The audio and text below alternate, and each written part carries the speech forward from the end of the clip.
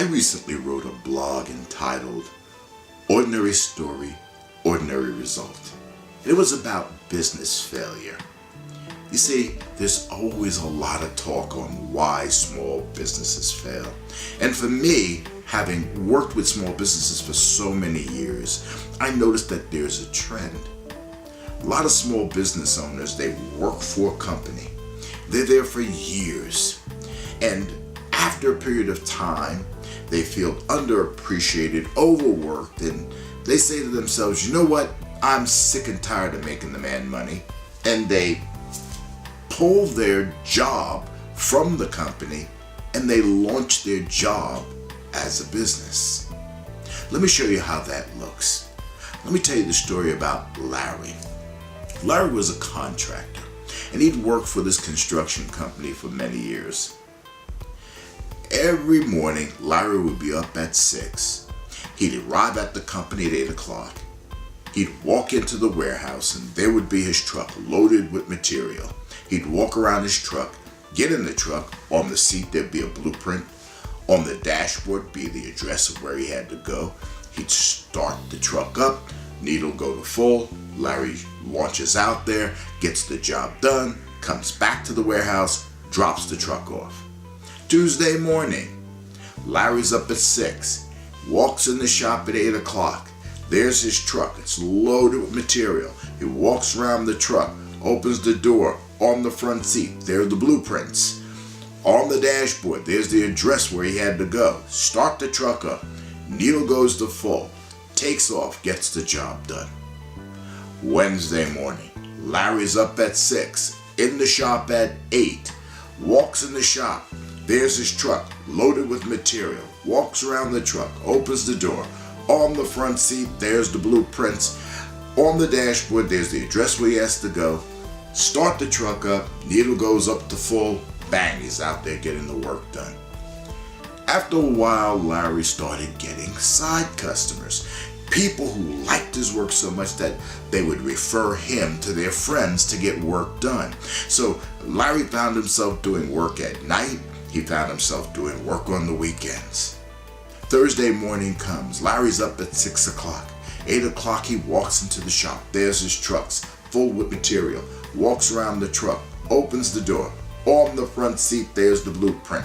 On the dashboard, there's the address where he has to go. He starts the truck up, needle goes to full. He takes off, gets the job done. Friday, Larry's up at 6, in the shop by 8. There's the truck, loaded with material. He walks around the truck, opens up the door. On the front seat, there's the blueprint. On the dashboard, there's the address where he has to go. Starts the truck up, needle goes to full. He goes and he gets the job done. But now something different happens on Friday evening when Larry pulls up to the shop. Instead of dropping the truck off, Larry goes to the front office. There Larry was, picking up his paycheck. So here he is, he's joking with the receptionist. He gets his paycheck. He tells everybody, have a nice weekend, and Larry goes home. After a while, Larry says to himself, you know what? I'm sick and tired of making the man money.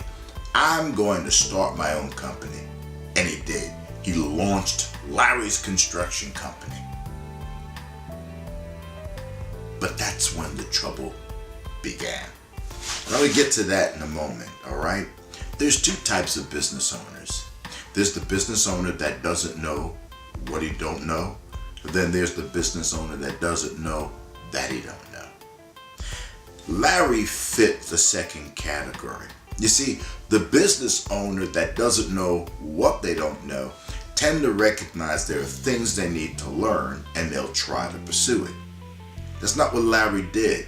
You see, when Larry pulls up to the building every morning, he has no idea whether or not his boss owns the building or whether his boss leases the building. If his boss owns the building, what kind of tax structure is on that building? Has the boss tried to do a certiorari to cut his tax commitment obligations down? Does he have any energy audits going right now with the local energy company that will keep his payments down? If he's leasing the building, What year is he in his lease? Is he in any position to negotiate down the number of what the payments are on that lease? Or is he stuck in a bad lease? See, Larry doesn't know any of this. He just knows that there's a building for him to come to work to.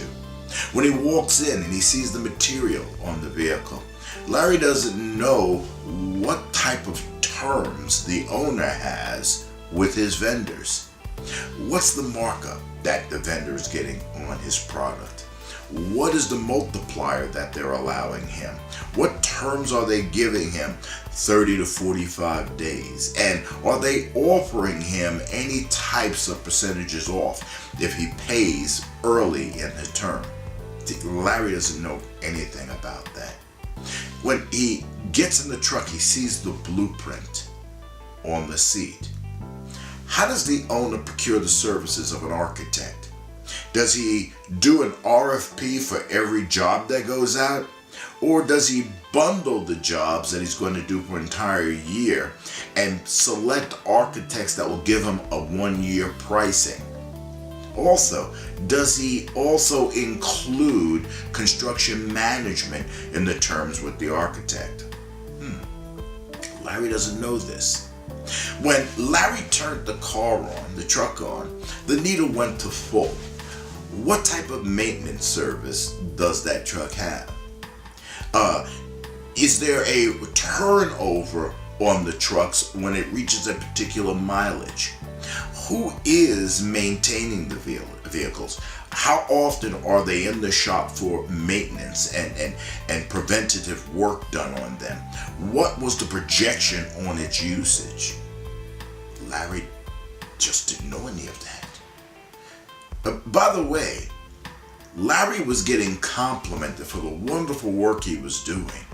But the one thing that Larry didn't know was before he even got in the truck to go off to that job, it had already been paid in full. You see, Larry didn't know that he didn't know. And because Larry didn't know that he didn't know, the end of that ordinary story is that Larry lost his business, he lost his truck, and he came very near to losing his family, and he ended up going back to work. Ordinary story, ordinary ending, and all Larry needed to do was to become extraordinary. He needed to find out what he didn't know. Don't be like Larry. Be extraordinary.